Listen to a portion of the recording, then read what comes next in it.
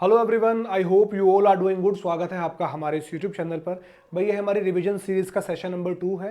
Last session से हम लोगों ने रिवीजन सीरीज को स्टार्ट किया था और स्टार्ट किया था चैप्टर नंबर 10 वेक्टर अलजेब्रा से।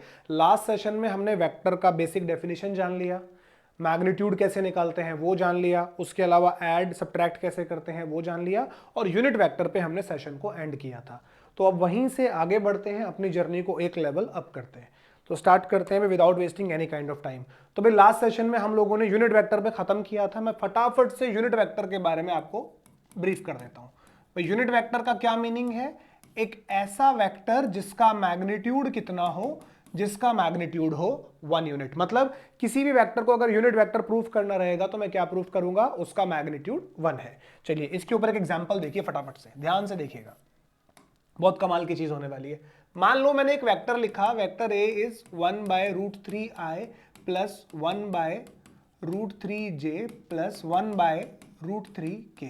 मैं जानना चाहता हूं कि क्या ए एक यूनिट वेक्टर है। इस बात को जानने के लिए आप ए का मैग्नीट्यूड निकाल लें। अगर मैग्नीट्यूड 1 आया तो ये यूनिट वेक्टर होगा। आओ फटाफट से निकाल देते हैं ए मैग्नीट्यूड, जल्दी से निकालिए। आपको पता है √x² y² और z² सबका सम कर देना है। x² मतलब 1/3 प्लस 1/3, ऐड करो इसको तो दिस इज 3/3, कैंसल हुआ, आंसर इज 1। मतलब ए का मैग्नीट्यूड कितना आ गया? 1। ए का मैग्नीट्यूड 1 आ गया तो इस बात का मीनिंग क्या है कि ए एक यूनिट वेक्टर है। तो ये साबित हो गया ये यूनिट वेक्टर है। अब सुनिए मैं क्या सुना रहा हूं आप लोगों को, क्या सिखा रहा हूं, बहुत ध्यान से सीखिएगा, इंपॉर्टेंट चीज है। ये एक यूनिट वेक्टर है। अब आप क्या करो, इस यूनिट वेक्टर में आप 5 का मल्टीप्लाई करो जरा बोथ साइड। तो this is 5/√3i plus 5/√3j plus 5/√3k। अब इसका मैग्नीट्यूड निकालो जरा, जो भी आपका रिजल्ट आया है कैसे निकलेगा? √x का स्क्वायर मतलब 25/3, ये भी 25/3 और ये भी आपका 25/3। एलसीएम लेके ऐड करो, डिनोमिनेटर में 3, ऊपर हो गया 75, मतलब ये हो गया आपका 25, रूट से बाहर आया 5। एक और चीज, इसी वेक्टर में अब एक बार मेरे कहने से आप 4 का मल्टीप्लाई करो।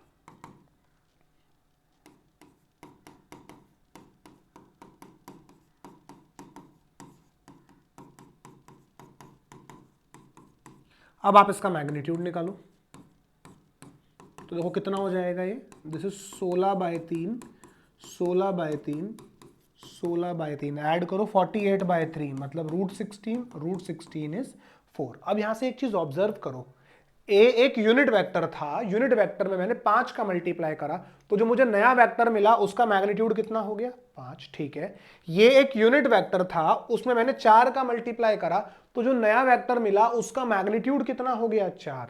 अच्छा, तो यहां से ये ऑब्जर्वेशन बनती है कि अगर आप यूनिट वेक्टर में किसी नंबर का मल्टीप्लाई करते हो तो नए वेक्टर का मैग्नीट्यूड वही हो जाता है।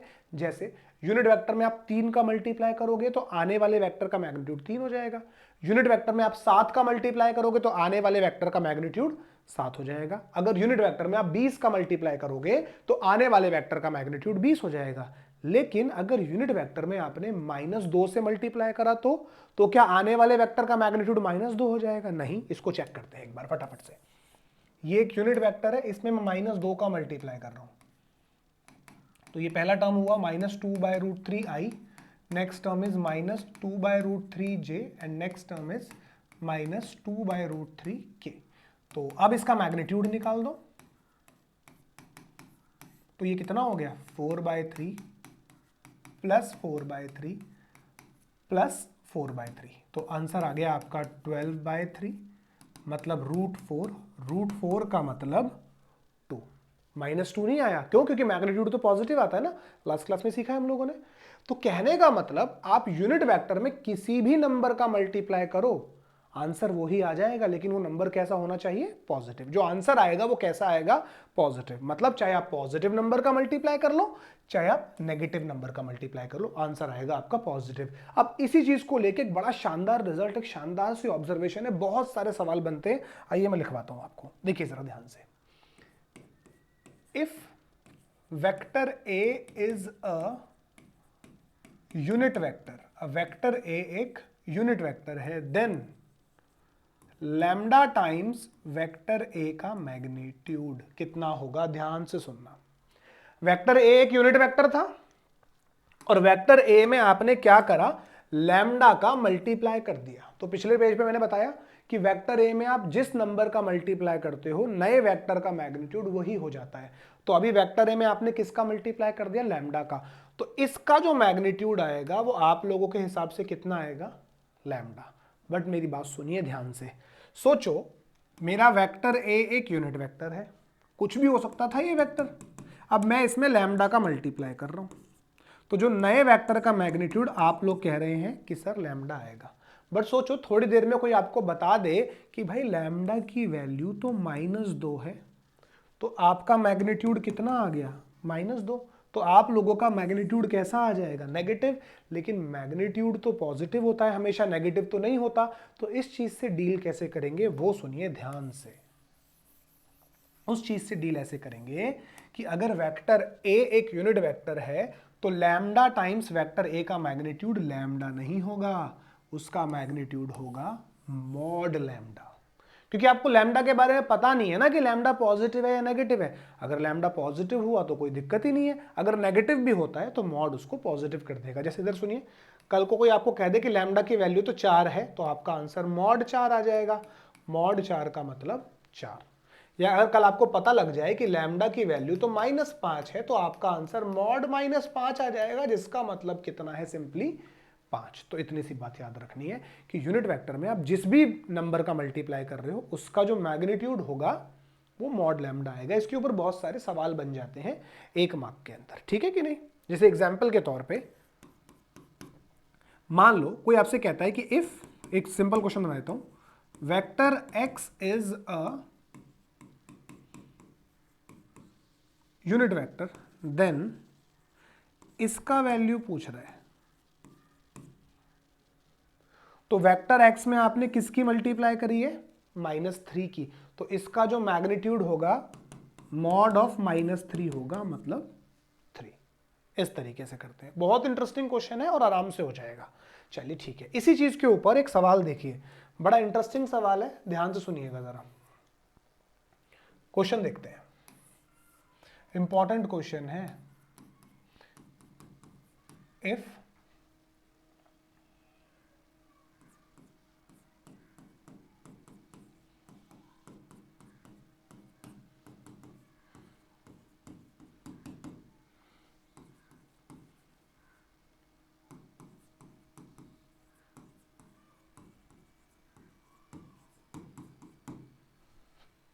ये आपका प्रॉब्लम है। वो कहता है कि अगर ये एक यूनिट वेक्टर है तो आप p का वैल्यू बता दो। तो देखिए बड़ा इंटरेस्टिंग सवाल है।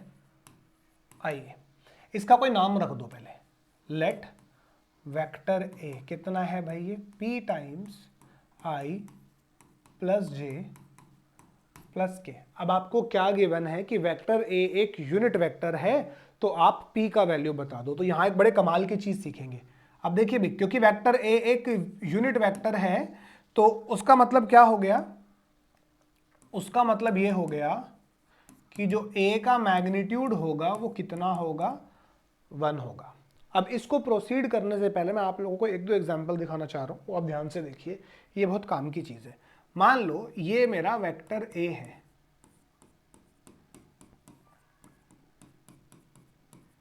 अब मुझे इसका मैग्नीट्यूड निकालना है। तो देखो जरा कैसे निकालूंगा, a मैग्नीट्यूड, इस 2 को बाहर पड़ा रहने दो, अंदर वाले का मैग्नीट्यूड कर दो, कितना आ जाएगा 1, x यहाँ पे 1 है ना, तो 1 का स्क्वायर 1, फिर 1 और फिर 1, तो आंसर आया 2√3। सोचिए वेक्टर a मेरा ऐसा होता तो इस 5 को बाहर पड़ा रहने देता मैं, आंसर आता √1 + 1 + 1, आंसर इज 5√3। लेकिन सोचिए कि वेक्टर a मेरा ऐसे ना होके ऐसे होता,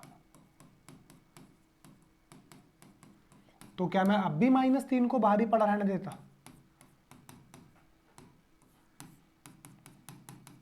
तो आंसर आता मेरा -3√3। बट ये तो उस वाली बात को वायलेट कर रहा है ना कि मैग्नीट्यूड कभी भी नेगेटिव नहीं होता, और यहाँ पे मैग्नीट्यूड कैसा आ गया, नेगेटिव। तो मतलब ये बात रॉन्ग है। तो ये जो नंबर बाहर पड़ा हुआ है इसका क्या करना है, ध्यान से सुनना मेरी बात। ये बहुत काम की चीज है और ये बहुत आगे जाके परेशान करती है, अभी परेशान नहीं करेगी। सुनिए जरा ध्यान से।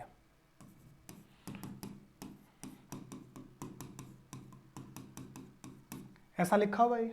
अब -3 को जरा अंदर भेजो मेरे लिए, तो -3i -3j और माइनस का 3k। अब जरा इसका मैग्नीट्यूड तो निकालो जरा, तो दिस इज 9 + 9 + 9, तो ये कितना हो गया भाई 27। तो 9√3, 9 × 3 हो गया, तो दिस इज 3√3। तो आप चेक करिए, जब आपने a का मैग्नीट्यूड किया तो इस चीज का मैग्नीट्यूड तो √3 था, तो बाहर √3 ही लिखा हुआ है, लेकिन जो आपका -3 बाहर था वो कितना हो गया 3। तो कहने का मतलब कि अगर आप अंदर से कोई नंबर कॉमन निकालना चाहते हैं, जैसे एग्जांपल के तौर पे ध्यान से सुनिए, अब मान लो मेरा वेक्टर ऐसा है,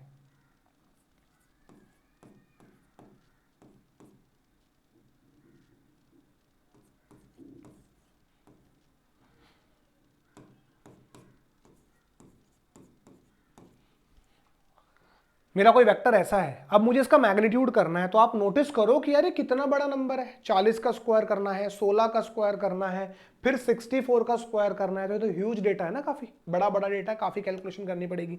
आप एक चीज नोटिस करो, अंदर से 8 कॉमन नहीं आ रहा, अगर आप 8 को बाहर निकाल लो तो अंदर का जो डेटा है वो आपके लिए आसान हो जाएगा। तो जब आपने मैग्नीट्यूड किया तो 8 तो बाहर निकाल लो कॉमन में, बाकी अंदर क्या है बस, चलो पहले कॉमन ही निकाल के दिखाता हूं आपको। पहले कॉमन निकाल के दिखाते हैं, 8 कॉमन निकालो वहां से, तो अंदर क्या बचा 5i + 2j + 8k। अब आप इसका मैग्नीट्यूड कर दो, जब आपने इसका मैग्नीट्यूड किया तो 8 बाहर ही पड़ा रहेगा, अंदर वाले का हो जाएगा 25, 4 और 64, और इसको कैलकुलेट करना थोड़ा सा आप लोगों के लिए आसान हो जाएगा। और लेकिन सोचो यही नेगेटिव, ये भी नेगेटिव होता और ये भी नेगेटिव होता, तो आप -8 कॉमन निकालते, लेकिन जैसे ही आप मैग्नीट्यूड लगाओगे वो -8 है उस पर मॉड लग जाएगा। मेरे कहने का मतलब ये है, जैसे मान लो वेक्टर ए है आपका xi + yj xi + xj + xk, और आप इसका मैग्नीट्यूड करना चाहते हो, कर दो मैग्नीट्यूड। तो आप अंदर से x कॉमन निकालोगे, जब आपने x कॉमन निकाला तो x पे बाहर मॉड लग जाएगा और बाकी का मैग्नीट्यूड कर दो, तो बाहर हो गया mod x √3। Sir mod x क्यों लगाया, आपको x की वैल्यू थोड़ी पता है, अगर x का वैल्यू पॉजिटिव है तो मान लो x का वैल्यू 2 है तो ये मॉड 2 होके 2 हो जाएगा, अगर सपोज x का वैल्यू -2 है तो वो माइनस मॉड की वजह से माइनस पॉजिटिव हो जाएगा। बात समझ में आ रही है? अब एक बार दोबारा देख लीजिए जल्दी से, थोड़ा साफ साफ लिख देते हैं। कहने का मतलब, मान लो वेक्टर ए ऐसा लिखा है, यहाँ लिख दिया मैंने अल्फा, और यहाँ कोई वेक्टर है 2i - 3j + 4k। अब मुझे ए का ना मैग्नीट्यूड निकालना है, तो ये जो अल्फा कॉमन है इस पे तो लगा दूंगा मैं मॉड, क्योंकि मुझे नहीं पता ना अल्फा पॉजिटिव है या नेगेटिव है, ये तो मुझे आइडिया ही नहीं है, तो इस अल्फा पे तो लगा दूंगा मैं मॉड और बाकी का कर दूंगा मैं मैग्नीट्यूड। तो 4, 9 और 16, और इसको इस तरीके से टैकल कर लेते हैं। समझ में आ रहा है कि नहीं? ये बहुत काम का रिजल्ट है, बहुत जगह काम आता है। क्लियर है बात को? मॉड क्यों लगाया? क्योंकि आपको अल्फा की वैल्यू नहीं पता, पॉजिटिव है तो मॉड पॉजिटिव निकाल देगा, नेगेटिव है तो उसका भी इलाज हो ही जाएगा। ठीक है कि नहीं? तो चलिए आगे बढ़ते हैं। अब इस सवाल पे आ जाइए, वो मैंने जो बात आपको बताई वो यहाँ पे इस्तेमाल हो रही है। वो कह रहा है कि ये अगर एक यूनिट वेक्टर है तो p का वैल्यू बताओ। सो मैंने इस वेक्टर का नाम रख दिया a, ये मेरा वेक्टर a है। अब अगर a यूनिट वेक्टर है तो a का मैग्नीट्यूड 1 होगा। अब मुझे इस वेक्टर का मैग्नीट्यूड करना है, तो देखो p बाहर कॉमन में पड़ा हुआ है तो उस पर लग जाएगा मॉड, तो दिस इज मॉड p, और बाकी √, इसका मैग्नीट्यूड 1 + 1 + 1, और आंसर इज 1। तो मॉड p, और ये कितना हो गया √3 मैंने वहां फेंक दिया, तो दिस इज 1/√3।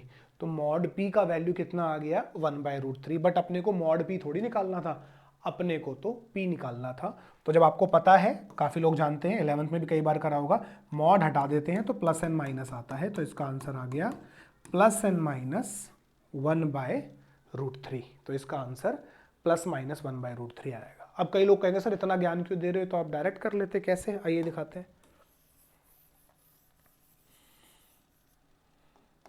तो कई लोग हमें भी तो ज्ञान देने आते हैं ना, आइए कई लोग ऐसा कर लेते हैं, इसको p को सर अंदर ही भेजो, भेज दिया जी अंदर। अब आप ए का मैग्नीट्यूड निकाल लो, वो तो 1 के बराबर है। ए का मैग्नीट्यूड 1 है, क्यों? क्योंकि ए एक यूनिट वेक्टर है। तो आओ निकालो magnitude. Under root over p square plus p square plus p square is 1। तो ये हो गया under root over 3p square is 1। ये तो under root over 3p is 1। तो सर यहाँ से तो p का वैल्यू 1/√3 आ गया।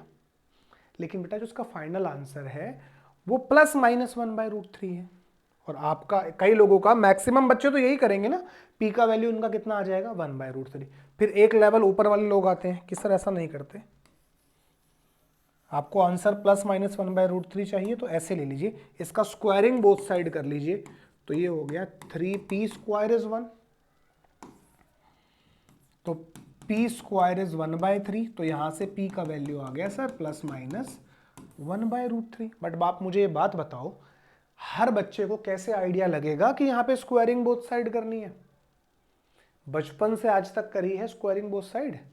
हर बच्चे को कैसे आइडिया लगेगा कि सर यहाँ पे स्क्वायरिंग बोथ साइड करनी थी कि p की दो वैल्यू निकल कर आएंगी? वो तो एक जिसको पता है, जिसने इस क्वेश्चन का प्रैक्टिस करा है वो तो कर देगा, लेकिन हर बच्चा तो फंस जाएगा ना। वो तो रूट में से p को बाहर निकालेगा, वो p का एक वैल्यू लेगा, बट p के कितने वैल्यू आते हैं? 2। तो ये बेस्ट तरीका है, आप मॉड डालिए, मॉड से आपको दोनों चीजें मिलेंगी। एक एग्जाम्पल और, बुक के अंदर क्वेश्चन है, मिसलेनियस के अंदर ढूंढ लेना जाके।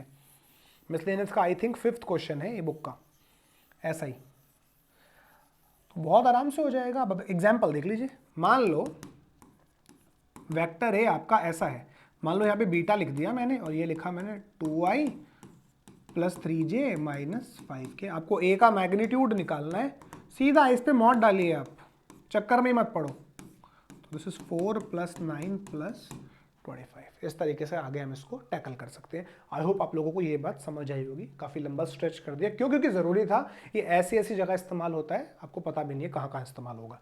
सो आई होप आप लोगों को यूनिट वेक्टर की ये वाली बात भी समझ में आ गई। चलिए ठीक है, आगे बढ़ते हैं। अब मेरी बात सुनिए ध्यान से। तो हमने क्या सीखा कि यूनिट वेक्टर में आप किसी भी चीज का मल्टीप्लाई करो तो मैग्नीट्यूड वही बन जाता है। मतलब अगर यूनिट वेक्टर में 8 का मल्टीप्लाई होगा तो नए वेक्टर का मैग्नीट्यूड 8 हो जाएगा, ये बात। अब एक क्वेश्चन देखिए, बहुत इंटरेस्टिंग है, बहुत इंपॉर्टेंट है। वो कहता है find a vector in the direction of the vector 2i minus j minus k which has magnitude 7 units. वो कहता है कि इस वेक्टर की डायरेक्शन में, किसकी डायरेक्शन में? इस वेक्टर की डायरेक्शन में एक वेक्टर बताइए जिसका मैग्नीट्यूड 7 यूनिट हो। मतलब इसकी डायरेक्शन में एक ऐसा वेक्टर बताना है जिसका मैग्नीट्यूड 7 यूनिट हो। तो यार 7 यूनिट वाला बताना तो बड़ा मुश्किल है। किसी भी वेक्टर की डायरेक्शन में आप 1 यूनिट वाला निकाल सकते हो। मतलब यूनिट वेक्टर तो हमेशा तैयार रहता है ना हमारे पास। भाई इसको मान लो, अगर मैं ए मान लूं, ये मेरा वेक्टर ए है 2i - j - k। अब मैं ए कैप निकाल दूंगा, तो ए कैप क्या है? ए की डायरेक्शन में यूनिट वेक्टर है। और जैसे ही मैं ए कैप निकालूंगा तो मुझे ये क्लैरिटी है कि जो ए कैप का मैग्नीट्यूड है वो कितना है? 1। बट अपने को 1 यूनिट का वेक्टर नहीं चाहिए, अपने को कितने यूनिट का वेक्टर चाहिए? 7 यूनिट का। तो अभी पिछले 10-12 मिनट हमने इसी चीज पे लगाए कि अगर ये एक यूनिट वेक्टर है और इसमें बोथ साइड किससे मल्टीप्लाई कर दी जाए? 7 से। अगर इसमें मैंने 7 से मल्टीप्लाई कर दी तो जो नया वेक्टर बनकर आएगा वो कितने यूनिट का वेक्टर हो जाएगा? 7 यूनिट का, क्योंकि उसका मैग्नीट्यूड 7 आएगा ना, उसका लेंथ 7 यूनिट हो जाएगा। तो बहुत बेसिक सा तरीका है, आपको ए की डायरेक्शन में एक ऐसा वेक्टर बनाना है जिसका मैग्नीट्यूड 7 यूनिट हो। तो डायरेक्ट 7 यूनिट बनाना मुश्किल है, पहले आप 1 यूनिट वाला बनाओ, मतलब पहले आप यूनिट वेक्टर बनाओ, फिर जो भी आपका आंसर आए उसमें आप बोथ साइड 7 का मल्टीप्लाई कर दो, तो जो आपका रिजल्टेंट वेक्टर होगा, जो भी आपका रिजल्ट वेक्टर आएगा उसका मैग्नीट्यूड 7 ही निकलेगा। वो हमने पीछे भी करके भी देखा, आइए दिखा देते हैं एक बार दोबारा। जैसे यहाँ पर देख लीजिए, मेरे शायद एग्जाम्पल मैंने रब कर दिए हैं, वो सारे एग्जाम्पल्स रब कर दिए शायद मैंने, कोई बात नहीं, अभी हमने करके देखा था, आप लोग रिवाइंड करके देख लीजिएगा एक बार। तो बहुत बढ़िया है क्वेश्चन, ये आराम से हो जाएगा। करना क्या है भाई हमें, आपको पता ही है क्या करना है पहले आप ए के डायरेक्शन में एक यूनिट वेक्टर बनाओ, तो पहले मैं सीधा सीधा ए कैप निकालूंगा, तो what is A cap, A divided by its length, तो ए है आपका 2i माइनस जे माइनस के, डिवाइड करो उसके मैग्नीट्यूड से, तो दिस इज 4 प्लस 1 प्लस 1, ये कितना आ गया √6, अलग अलग करके लिख दो,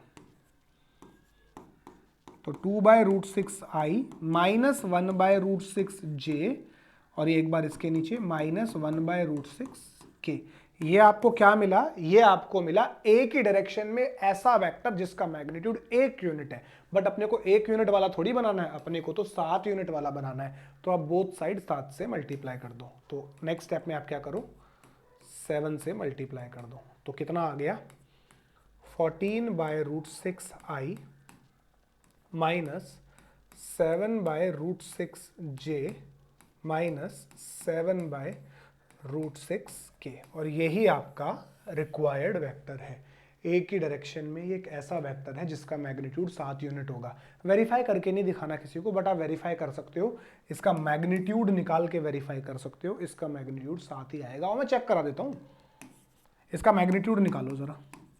तो आपको मैंने भी एक टेक्निक सिखाई, देखो अंदर कितने बड़े बड़े नंबर है, 14 का स्क्वायर करना पड़ेगा, 14 का स्क्वायर, फिर 7 का स्क्वायर, फिर 7, फिर उन्हें ऐड भी तो करना पड़ेगा। तो आप नोटिस करो कि अंदर से 7 कॉमन नहीं आ रहा, अंदर से 7 कॉमन आ रहा है, और जब हम मैग्नीट्यूड करते हैं तो जो भी नंबर कॉमन आता है उस पर हम मॉड लगा लेते हैं, तो 7 का मॉड तो 7 ही होगा, तो बाहर आ गया 7 अंडर रूट। अब इसमें से 7 बाहर चला गया तो 2/√6 बचा होगा, तो ये हो गया 4/6 प्लस 7 चला गया तो ये 1/√6 बचा होगा, तो 1/6 प्लस यहाँ पे भी 1/6, इसे जोड़ लो, ये 6/6 हो गया, इसका आंसर 1 आ गया, एंड वी लेफ्ट विद 7। तो देख लो आपने ए की डायरेक्शन में एक ऐसा वेक्टर बना दिया जिसका मैग्नीट्यूड 7 यूनिट है, बहुत इंपॉर्टेंट है, आराम से आता है, कर लीजिएगा। ठीक है, अब इसमें एक एडवांस चीज दिखाता हूँ, ये बुक के अंदर 2 क्वेश्चन है, ऐसे मैं बता देता हूँ, आप बना लेना बुक से। आपने करना है क्वेश्चन नंबर 10 10.2 से, और बुक्स में शायद एग्जाम्पल 7 होगा, ढूंढ लेना, ऐसा ही कुछ होगा तो कर लीजिएगा। अब इसी एक मैं एडवांस लेवल का सवाल बनाता हूँ, एक बढ़िया सवाल बनाता हूँ। देखिए क्वेश्चन है, find a vector in the direction of the vector a plus b which has magnitude 15 units, where vector a is 2i plus j and vector b is i minus j minus k। Question समझे? किसकी direction में चाहिए vector, a plus B की direction में, तो पहले आपको a plus B निकालना पड़ेगा, तो a प्लस बी को आप c मान लेना। वो कह रहा है कि एक वेक्टर चाहिए किसकी डायरेक्शन में, a प्लस बी की डायरेक्शन में, जिसका मैग्नीट्यूड 15 यूनिट हो, तो ये a प्लस बी का मतलब आपका वेक्टर कौन हो गया, c। तो c की डायरेक्शन में एक ऐसा वेक्टर बताना है जिसका मैग्नीट्यूड 15 यूनिट्स हो, तो c की डायरेक्शन में डायरेक्ट 15 वाला निकालना तो मुश्किल है, तो पहले c का यूनिट वेक्टर निकालो, जो आंसर आएगा उसको बोथ साइड 15 से मल्टीप्लाई कर लेना, इस तरीके से हो जाएगा, कर लीजिएगा। अच्छा क्वेश्चन है, पॉज करके कॉपी कर लो, क्वेश्चन भी क्यों कॉपी करना, सोल्यूशन कर लो इसका, हो गया खत्म, कर लीजिएगा।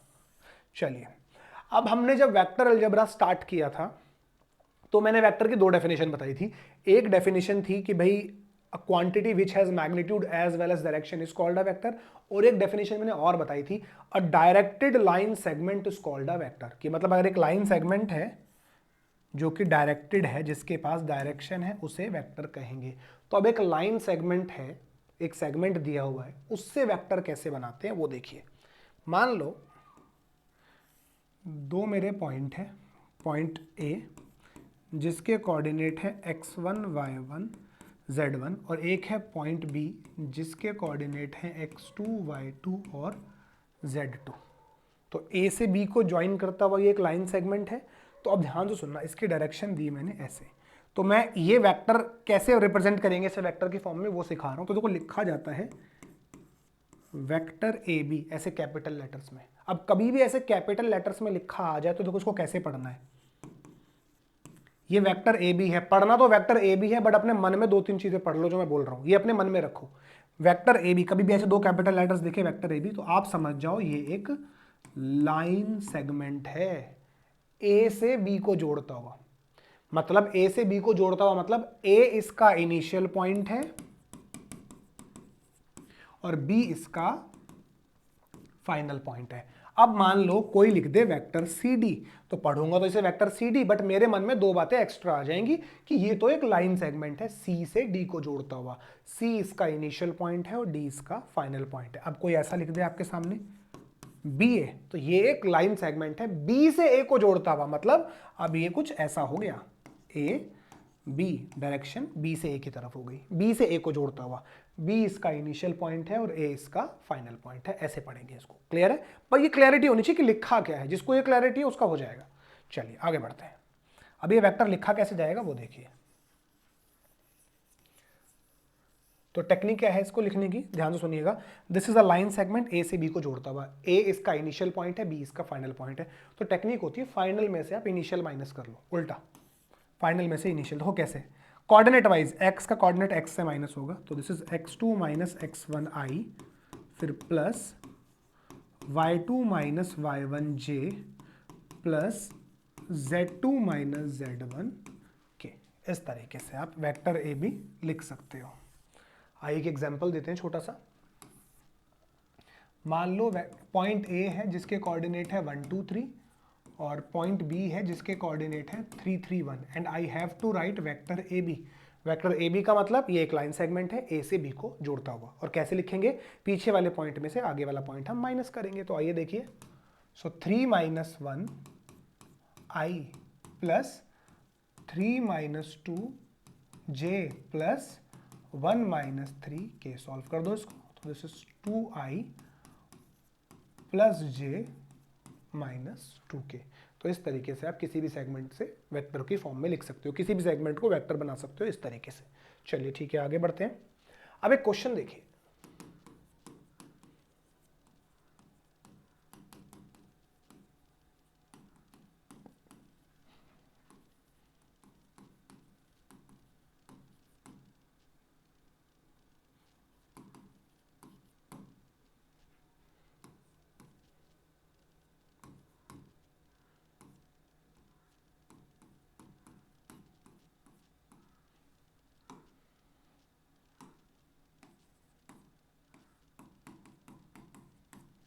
ठीक है भाई, इसको -4 ले लेते हैं, ठीक है, ऐसा कर लेते हैं, कोई दिक्कत नहीं, -6 से भी कोई दिक्कत नहीं थी। तो क्या कहता है, find a unit vector in the direction of vector A B where A is this and B is this. तो कहता है ए बी की डायरेक्शन में यूनिट वेक्टर बनाओ। तो यूनिट वेक्टर निकालना तो हमें आता है, किसी भी वेक्टर की डायरेक्शन में हम यूनिट वेक्टर इजीली बना सकते हैं। कैसे बना सकते हैं? उस वेक्टर को उसके मैग्नीट्यूड से डिवाइड कर देंगे। तो चलो ठीक है भाई, तो उसके लिए पहले वेक्टर ए बी होना चाहिए। मन में बात कर लो, what is vector A B? Vector A B is a line segment जो ए से बी को जोड़ रहा है, ए उसका इनिशियल पॉइंट है और बी उसका फाइनल पॉइंट है। ये बातें बार बार मन में कर लेने से क्लैरिटी हो जाती है। चलिए आइए, we first find vector A B. तो कैसे निकलता है? फाइनल में से initial x2 minus x1i plus y2 minus y1j plus z2 minus z1k। Solve कर लो इसको, तो दिस इज -i माइनस का 3j और माइनस का 7k। अब आप ए बी का मैग्नीट्यूड निकाल लो, तो दिस इज √1 प्लस 9 प्लस 49। तो ये कितना हो गया? 59 हो गया ना मेरे ख्याल से। This is √59। सो देयरफॉर अब मैं ये निकालूंगा, इसका मतलब वेक्टर ए बी की डायरेक्शन में एक यूनिट वेक्टर। कैसे निकलेगा? वेक्टर ए बी को डिवाइड कर देंगे ए बी के मैग्नीट्यूड से। तो लिख दो, this is vector A B -i minus 3j minus 7k और नीचे आ जाएगा आपका √59। स्प्लिट कर दो, -1/√59i minus 3/√59j minus 7/√59k। ये आपका ए बी की डायरेक्शन में एक यूनिट वेक्टर आ गया। इस तरीके से निकल जाएगा आराम से। क्वेश्चन नंबर 8 ट्राई कर सकते हैं 10.2 से। तो आई होप ये बात भी आप लोगों को क्लियर हो गई। अब एक स्टेप आगे चलते हैं। तो भाई वेक्टर ए बी समझ में आ गया आप लोगों को कि what is vector A B. Vector A B basically क्या है, कुछ नहीं है, एक लाइन सेगमेंट है ए से बी को जोड़ता हुआ। एक बहुत इंपॉर्टेंट चीज बता रहा हूं, ध्यान से सुनना। Something is called position vector. बहुत कंफ्यूजन क्रिएट होती है बच्चों को इन चीजों में। पोजीशन वेक्टर, अब वैसे तो मैक्सिमम लोगों को पता होगा, बट मैं इतनी सरल और इतनी आसान भाषा में आपको बता दूंगा इसका मीनिंग। पोजीशन वेक्टर क्या होता है, ध्यान से सुनो। मान लो एक पॉइंट है P, 2, 3 और 5, इसका मुझे पोजीशन वेक्टर लिखना है। तो what is the meaning of position vector, वो ध्यान से सुनिए।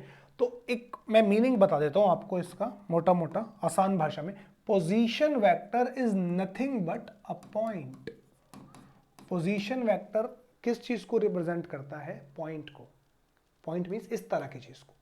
पोजीशन वेक्टर सिंपली एक पॉइंट को रिप्रेजेंट करता है।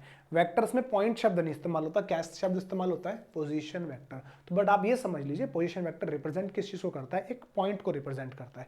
जैसे मान लो पॉइंट P है ये, इसका आपको पोजीशन वेक्टर लिखना, तो उसको वेक्टर में कन्वर्ट कर लो। कैसे करोगे, 2i, ये जो y का कोऑर्डिनेट होता है वो j के साथ रिप्रेजेंट होता है ना, 3j प्लस 5k, तो ये P का पोजीशन वेक्टर है। ठीक है कि नहीं। अब इसको देखो लिखा क्या, इसका नोटेशन क्या रहता है, इसका नोटेशन रहता है ये वेक्टर OP। तो जब भी ये O लिखा हो ना पहले, ये O, तो इसको वेक्टर OP पढ़ रहे हैं, बट जब भी ये O लिखा हो पहले, तो आप समझ जाओ ये पोजीशन वेक्टर ऑफ P है। अब मान लो कोई आपको ऐसा लिख के दे दे वेक्टर OA, तो आप इसे पढ़ तो रहे हो वेक्टर OA, बट आपके मन में होना चाहिए ये तो पोजीशन वेक्टर है A का। अगर मान लो कोई आपको लिख के दे दे वेक्टर OB, इट मीन्स ये पोजीशन वेक्टर ऑफ B है। समझ में आ रहा है कि नहीं। जैसे एग्जाम्पल के तौर पे कोई आपको वेक्टर OA लिख के दे दे, I plus 2j plus 3k, तो वेक्टर OA का मतलब क्या है, ये A का पोजीशन वेक्टर है। और दूसरी भाषा में सोचें तो this is nothing but point A, ये पॉइंट A को रिप्रेजेंट कर रहा है। और अगर मैं पॉइंट A के कोऑर्डिनेट देखना चाहूं तो इसके कोफिशिएंट्स पकड़ लो बस, तो दिस इज 1, 2, 3। तो ये जो वेक्टर OA है, this is the point A, और पॉइंट A क्या है, 1, 2, 3। ये बहुत मोटी मोटी सी बात है और बहुत बारीक बात है, समझ में आ जाएगी। देखिए अब जैसे मान लो मैंने वेक्टर OC लिख दिया, तो आपको समझ में आना चाहिए तो C का पोजीशन वेक्टर है। दूसरी भाषा में this is point C। And what is point C, अगर मैं अपने मन में मंथन करूं तो पॉइंट C है मेरा 3, 3, -1। ये इतना सा बात याद रख लेना पोजीशन वेक्टर के बारे में। आई होप आप लोगों को ये बात समझ में आ रही होगी। आ रही है तो बहुत बढ़िया बात है, आगे चलते हैं।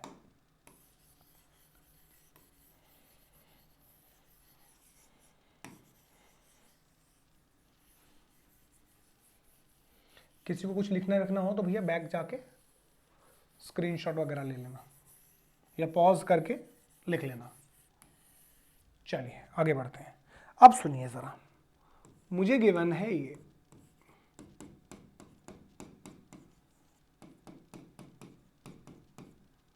और इधर गिवन है ये।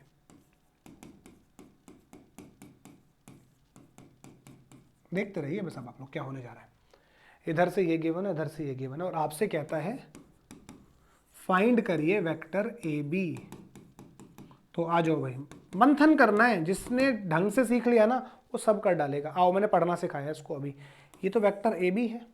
वेक्टर AB का मतलब मैंने अपने मन में क्या पढ़ना बताया, वेक्टर AB का मतलब ये एक लाइन सेगमेंट है A से B को जोड़ता हुआ, जहाँ पे A इसका इनिशियल पॉइंट है और B इसका फाइनल पॉइंट है। और वेक्टर AB निकलता कैसे है, B में से A को माइनस करना पड़ता है, वो x2 - x1i करके इस तरीके से। चलिए ठीक है, मतलब अपने को कहीं से पॉइंट A और कहीं पॉइंट B ढूंढना होगा। तो आपको क्या गिवन है, ये तो position vector of A given है, पोजीशन वेक्टर ऑफ A। तो पोजीशन वेक्टर ऑफ A का मतलब दिस इज पॉइंट A। अपने मन में सोच लो what is point A, point A is 1, 2, 3। ये पोजीशन वेक्टर ऑफ B है, मतलब ये तो पॉइंट B है। And what is point B, this is 2, 3, 4। तो आपको पॉइंट A भी पता है, मन में कर लेना है, और ये पॉइंट B है। तो वेक्टर AB कोई भी लिख देगा, x2 - x1i plus y2 - y1j plus z2 - z1k। इस तरीके से सिंप्लीफाई करके आप इसको लिख सकते हैं। बात समझ में आ रही है। आगे बढ़ते हैं भाई, मिड पॉइंट सेक्शन फॉर्मूला ये पढ़ के निपटा देते हैं। देखिए भाई ध्यान से जरा, आई होप आप लोगों को पोजीशन वेक्टर समझ में आ गया होगा, और देखो आना भी चाहिए। अभी कुछ बोर्ड्स वाले सवाल भी कराएंगे आपको। तो देखिए भाई बहुत इंटरेस्टिंग है। सबसे पहले मैं मिड पॉइंट फॉर्मूला आपके सामने बता दूं वेक्टर्स में क्या होता है, ध्यान से सुनना। मान लो ये एक लाइन सेगमेंट है P से Q को जो जोड़ रहा है, ठीक है, ये एक लाइन सेगमेंट है। अब इसका मुझे मिड पॉइंट लिखना है, ये इसका मिड पॉइंट होगा कोई, मुझे इसका मिड पॉइंट बताना है। तो आपको पता है ना, जब हम पहले पढ़ते थे 2D 3D में, वहां पे पॉइंट वर्ड यूज होता है, मिड पॉइंट। लेकिन अब हम वेक्टर में हैं, वेक्टर में पॉइंट को पोजीशन वेक्टर बोलते हैं। क्लियर है? वेक्टर में पॉइंट वर्ड इस्तेमाल ना करके क्या वर्ड इस्तेमाल करते हैं हम? Position vector. तो जब हम इसको 2D में पढ़ते थे या 3D में पढ़ते थे तो हम कहते थे मिड पॉइंट मिला है। आज हम मिड पॉइंट नहीं बोलेंगे, आज हम बोलेंगे मिड पॉइंट का पोजीशन वेक्टर मिला है। टेक्निकली है वो मिड पॉइंट ही, लेकिन उसको पोजीशन वेक्टर बोलेंगे। ठीक है ना? तो क्या मिलेगा, ध्यान से सुनिए, ऐसे लिखेंगे, position vector of mid point of PQ। मैं वही कह रहा हूं ना, मिलेगा तो PQ का मिड पॉइंट ही, लेकिन उसको पोजीशन वेक्टर लिखेंगे, है ना। सो position vector of mid point of PQ कैसे निकलेगा, ध्यान से सुनना। टेक्निक क्या है, P का पोजीशन वेक्टर मतलब OP प्लस Q का पोजीशन वेक्टर मतलब OQ डिवाइडेड बाय 2। ये तरीका है पोजीशन वेक्टर निकालने का। कैसे निकलेगा, P का पोजीशन वेक्टर प्लस Q का पोजीशन वेक्टर डिवाइडेड बाय 2। तो this is mid point formula. ऐसे ही सेक्शन फॉर्मूला भी है, ये आप लोगों ने 11th क्लास में पढ़ा होगा, तो इस पे ज्यादा हम जोर नहीं देंगे, ज्यादा समय बर्बाद नहीं करेंगे। सेक्शन फॉर्मूला आपको पता है ना, 10th क्लास में भी पढ़ा है आपने, कि कोई सेगमेंट होता था, मान लो एक सेगमेंट है मेरा AB और कोई पॉइंट है R, इसको मान लो M/N में डिवाइड करता है। तो आपको पता है ना, डिवीजन दो तरीके से होती है, इंटरनल डिवीजन भी होती है और एक्सटर्नल डिवीजन भी होती है। और जब मैं सेक्शन फॉर्मूला लगाता हूं तो सेक्शन फॉर्मूला मुझे पॉइंट R प्रोवाइड करता है। क्या प्रोवाइड करता है, पॉइंट R। तो आज हम वेक्टर में भी सेक्शन फॉर्मूला लगाएंगे, तो सेक्शन फॉर्मूला मुझे पॉइंट R ही प्रोवाइड करेगा, लेकिन हम उसे पॉइंट नहीं बोलेंगे, हम उसे क्या बोलेंगे, पोजीशन वेक्टर। मुझे क्या मिलेगा, पोजीशन वेक्टर। मिल टेक्निकली पॉइंट ही रहा है, बट पॉइंट को पोजीशन वेक्टर बोला जाता है। समझ में आ रहा है कि नहीं? जैसे A फॉर एप्पल, एप्पल को सेब बोलते हैं ना हिंदी में, होती तो वही चीज है, तो सिमिलर सा कुछ वही बात है। तो दो फॉर्मूले हैं इसके, एक डिवीजन होता है इंटरनल, मतलब ये पॉइंट इसको इंटरनली डिवाइड कर रहा है, और एक होता है एक्सटर्नल डिवीजन। तो दोनों के लिए फॉर्मूले बता रहा हूं और इस पे भी प्रॉब्लम करते हैं, बोर्ड्स के क्वेश्चन भी दिखाएंगे अभी। तो जब डिवीजन इंटरनली होगा, क्वेश्चन में गिवन होगा इंटरनली है या एक्सटर्नली है, जब डिवीजन इंटरनली होगा तो पॉइंट R कैसे निकलेगा, क्या पढ़ेंगे इसे, पोजीशन वेक्टर ऑफ R या simply point R। Point R कैसे मिलेगा, ध्यान से सुनना, MB का पोजीशन वेक्टर प्लस NA का position vector divided by M plus N। ये फॉर्मूला है। M इस पीछे वाले पॉइंट का पोजीशन वेक्टर प्लस N इस इधर वाले पॉइंट का पोजीशन वेक्टर और divided by M plus N। और जब ये डिवीजन एक्सटर्नल रहेगा तो क्या होगा, फॉर्मूला सेम रहेगा, बस बीच में माइनस आ जाएगा।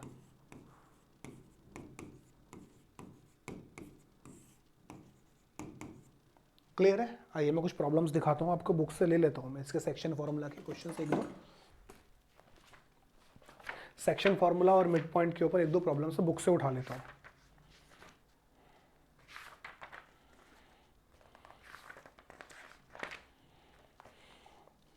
क्वेश्चन देखिएगा भाई जरा, ये आपकी बुक है, बुक के अंदर 10.2 का 16 नंबर सवाल कर रहा हूं। Question number 16 from exercise 10.2। Question पढ़ दे रहा हूं, आप बुक से रीड कर लेना। क्वेश्चन है, find the position vector of the midpoint of the vector joining the points this and this. भाई दो पॉइंट्स हैं, एक है आपका P जिसके कोऑर्डिनेट है आपके 2 3 4, एक पॉइंट है आपका Q जिसके कोऑर्डिनेट्स है 4 1 -2।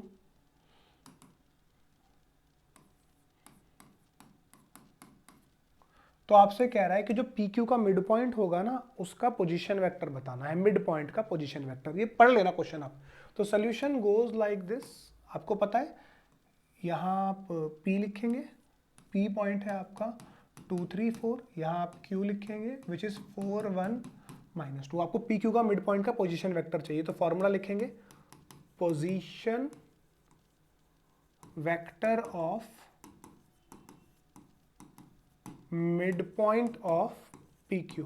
फॉर्मूला बताया था, P का पोजीशन वेक्टर मतलब OP प्लस Q का पोजीशन वेक्टर मतलब वेक्टर OQ डिवाइडेड बाय 2। आओ फटाफट निकालो P का पोजीशन वेक्टर, इसको वेक्टर की फॉर्म में लिख लो। कैसे लिखेंगे? 2i plus 3j plus 4k plus, इसे वेक्टर की फॉर्म में लिख लो तो क्या हुआ ये 4i plus j minus 2k whole divided by 2। जोड़ो सबको, 4 और 2 6, तो दिस इज 6i, 3 और 1 4, 4j, 4 में से 2 गया तो प्लस का 2k डिवाइडेड बाय 2। 2 को सबके नीचे लिख लो अलग अलग, तो ये कितना आ गया भाई 3i plus 2j plus k। इस तरीके से कैलकुलेट हो जाएगा। तो ये क्वेश्चन नंबर 16 था। ऐसे ही क्वेश्चन नंबर 15 है, मैं क्वेश्चन नंबर 15 पढ़ दे रहा हूं।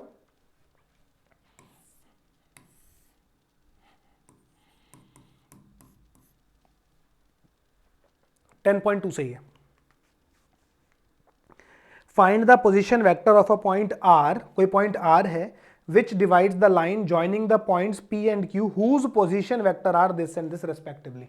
तो देखिए पॉइंट P और पॉइंट Q दोनों के पोजीशन वेक्टर आपको गिवन है। तो देखिए मैं लिख दे रहा हूं, गिवन P का पोजीशन वेक्टर गिवन है तो उसे हम OP लिखेंगे ना, vector OP। Vector OP means position vector of P। ये मुझे गिवन है, क्या गिवन है? ये गिवन है आपको I प्लस 2j माइनस के। सिमिलरली आपको Q का पोजीशन वेक्टर भी गिवन है जो कि गिवन है आपको माइनस आई प्लस जे प्लस के।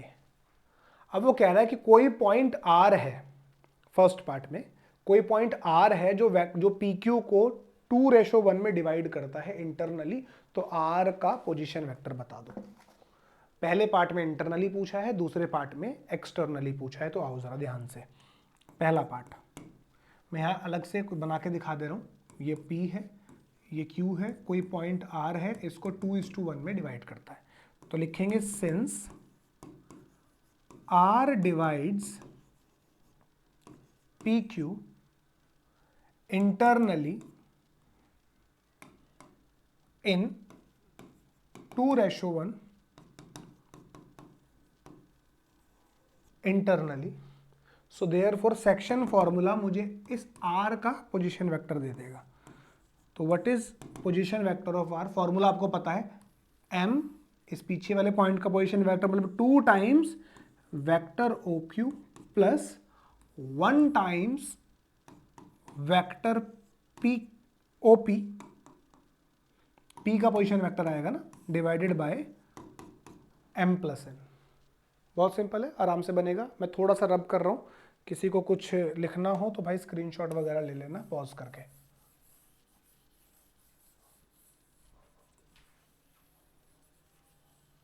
देखिए भाई, अब आपने करना क्या है, 2 टाइम्स OQ में 2 का मल्टीप्लाई करो तो कितना आया ये माइनस का 2i प्लस का 2j प्लस का 2k प्लस 1 टाइम्स OP, वो तो सेम रहेगा ना भाई, i प्लस 2j माइनस के डिवाइडेड बाय 3।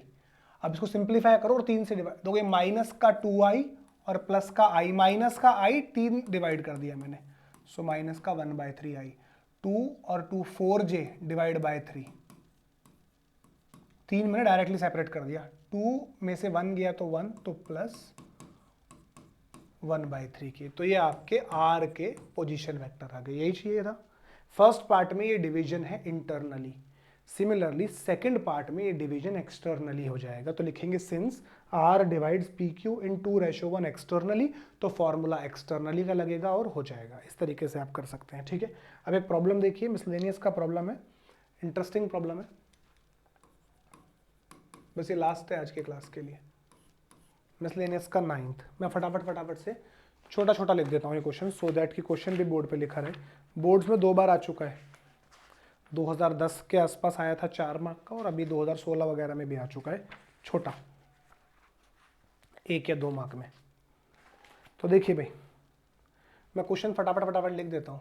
वो कहता है find position vector of a point R, find R का पोजीशन वेक्टर, मैं शॉर्ट में लिख रहा हूँ, फाइंड OR मीन्स R का position vector, which divides the line joining 2 points P and Q whose position vectors are this and this externally।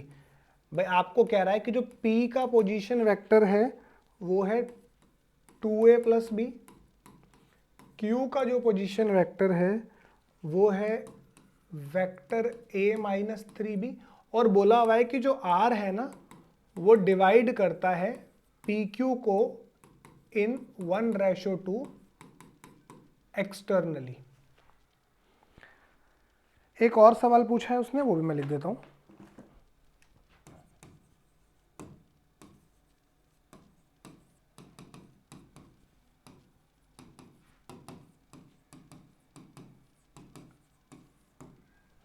ये सवाल है आपका, अब मैं क्वेश्चन पूरा पढ़ देता हूं। Find the position vector of a point R which divides the line joining 2 points P and Q whose position vectors are this and this externally in 1:2। कोई पॉइंट R है जो P और Q को 1:2 में एक्सटर्नली डिवाइड करता है, तो आपसे पॉइंट R के पोजीशन वेक्टर मांग रहा है जब P का पोजीशन वेक्टर ये है और Q का पोजीशन वेक्टर ये है, ठीक है। और फिर बाद में ऑल्सो करके ही पूछा है, वो हम देख लेंगे। इंपॉर्टेंट सवाल है, 2 बार बोर्ड्स में आ चुका है, इंपॉर्टेंट क्वेश्चन है। चलिए सोल्यूशन गोज लाइक दिस। सबसे पहले आपको क्या क्या गिवन है वो पकड़ो। आपको गिवन है P का पोजीशन वेक्टर, तो उसको मैं OP लिख लूंगा, वेक्टर OP। तो वेक्टर 2a प्लस बी, और जो Q का पोजीशन वेक्टर है उसे मैंने लिख दिया OQ, which is vector a minus 3b। अब बोला गया है जो R पॉइंट है ना, since R divides PQ externally इन 1:2, सो देयरफॉर सेक्शन फॉर्मूला मुझे R का पोजीशन वेक्टर देगा। फॉर्मूला क्या होता है भाई, देखो ना, ये फॉर्मूला बना 2 मिनट में आ जाएगा। ये P है, ये Q है, और ये कोई पॉइंट R है। तो देखो भाई, MOQ NOP ऐसे बना लीजिएगा, MOQ और NOP। तो बस, तो M के प्लेस पे कौन है, 1, सो 1 इंटू OQ, OQ मतलब Q का position vector, minus n into OP मतलब P का position vector, divided by M minus n। What is OQ? OQ is this, इसमें 1 का मल्टीप्लाई हो रहा है, तो this is vector A minus 3 times vector B minus 2 times OP में 2 का मल्टीप्लाई कर दो, 4a प्लस 2b। देखो मैंने ब्रैकेट लगाया है, माइनस से पहले हमेशा ब्रैकेट लगाया करो, ये हैबिट बना लो, गलती कभी नहीं होगी। माइनस अंदर गया, vector A minus 3b minus 4a minus 2b divide by minus 1। यहाँ आ जाओ, इसको सॉल्व करो। Vector A minus vector 4a, minus का vector 3a minus 3b minus 2b, तो माइनस का vector 5b divided by minus 1। ऊपर से माइनस कॉमन, नीचे से माइनस कैंसल, तो वेक्टर OR आ गया आपका 3a प्लस वेक्टर 5b। तो ये आपका R का पोजीशन वेक्टर आ गया, यही मांगा था क्वेश्चन के अंदर। उसके बाद उसने एक ऑल्सो वाला पार्ट भी फ्रेम किया हुआ है। क्या कह रहा है, also show that P is the midpoint of RQ। मतलब आप RQ का मिड पॉइंट निकालो, और वो कितना आना चाहिए, P आना चाहिए। आइए देख लेते हैं आता है कि नहीं आता, अगले पेज पे देख लेते हैं भाई। तो देखिए भाई, नाउ ऑल्सो वाला पार्ट है। अब मैं निकालूंगा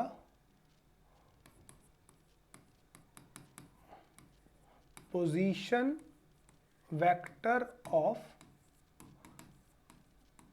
mid point of RQ। Formula क्या होगा, R का पोजीशन वेक्टर प्लस Q का पोजीशन वेक्टर डिवाइडेड बाय 2। तो पीछे चलते हैं। R का पोजीशन वेक्टर 3 5 है, और उसका है आपका 1 माइनस 3,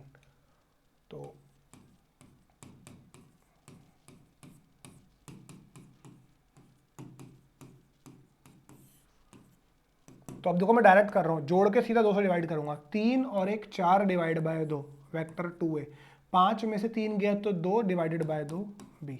तो 2a प्लस b अगर आप ध्यान से देखो, ये तो p का पोजीशन वेक्टर है, तो इसको मैं लिख सकता हूं पोजीशन वेक्टर ऑफ p।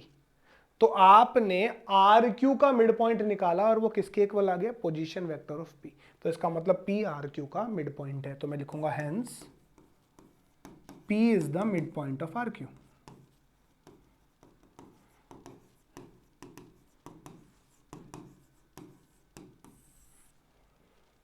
ठीक है भाई, तो देखिए भाई अब जरा आगे बढ़ते हैं। आज का सेशन में भी क्वेश्चंस इतने ही होने थे। क्या क्या आज हमने कर लिया, आज थोड़ी गहन चीजें हुई हैं, थोड़ा सा बोरिंग टॉपिक है वेक्टर का, यही जो पार्ट है यही सबसे ज़्यादा प्रॉब्लमेटिक है, क्योंकि बोरिंग है, इससे बच्चा थोड़ा इंटरेस्ट लूज कर जाता है। बट हमें ज़्यादा घबराने वाली बात नहीं, सेक्शन फार्मूला वगैरह बच्चे इसमें इंटरेस्ट लूज कर जाता है, तो हमें इंटरेस्ट को लूज नहीं करना है। अब जो आगे हम स्टार्ट करेंगे नेक्स्ट सेशन में डॉट प्रोडक्ट वगैरह, यहाँ से चैप्टर इंटरेस्टिंग भी हो जाएगा और बहुत मज़ेदार हो जाएगा, लेकिन ये सब प्रोसेस का पार्ट है, हमें करना पड़ता है। ठीक है भाई, तो आज के हिसाब से हमने क्या क्या कर लिया है। 10.2 से आप क्वेश्चन नंबर 8 बना सकते हैं, क्वेश्चन नंबर आप 8 बना लें। उसके अलावा क्वेश्चन नंबर 10 बना लेंगे, क्वेश्चन नंबर 10 के अलावा क्वेश्चन नंबर 15 बनाइए, 16 बना लीजिए, ये तो प्रॉब्लम कर लें। उसके अलावा एग्जाम्पल नंबर 7 मैंने आपको बताया वो बना लें। उसके अलावा मिसलेनियस का आप 9th बना लें। तो इतना काम आप कर लें। आज क्या है, चीज़ें बहुत खास हुई हैं, इंपॉर्टेंट हुई हैं। अब अगली क्लास से डॉट प्रोडक्ट वगैरह वाली जर्नी शुरू हो जाएगी और वेक्टर थोड़ा रैपिडली भागेगा। ये पार्ट स्किप तो नहीं किया जा सकता था, करना तो है, बट यही वाला पार्ट थोड़ा सा बच्चों को अटपटा सा लगता है, तो हमने कर लिया है, बट आप इसको क्वेश्चंस लगा लीजिएगा। तो देखिए भी आज वाले सेशन के लिए फिलहाल इतना ही, मिलते हैं आप लोगों से नेक्स्ट सेशन में। पढ़ते रहिए, कोई भी इशू आता है, कोई भी डाउट आता है तो आप कमेंट सेक्शन में लिख सकते हैं, कुछ भी पूछना है तो आप पूछ सकते हैं। सो नेक्स्ट सेशन में उसका आप लोगों को जवाब भी दिया जाएगा। तो ठीक है भाई, पढ़ते रहिए, जुड़े रहिए, मिलते हैं आप लोगों से next time. Till then goodbye, God bless you all.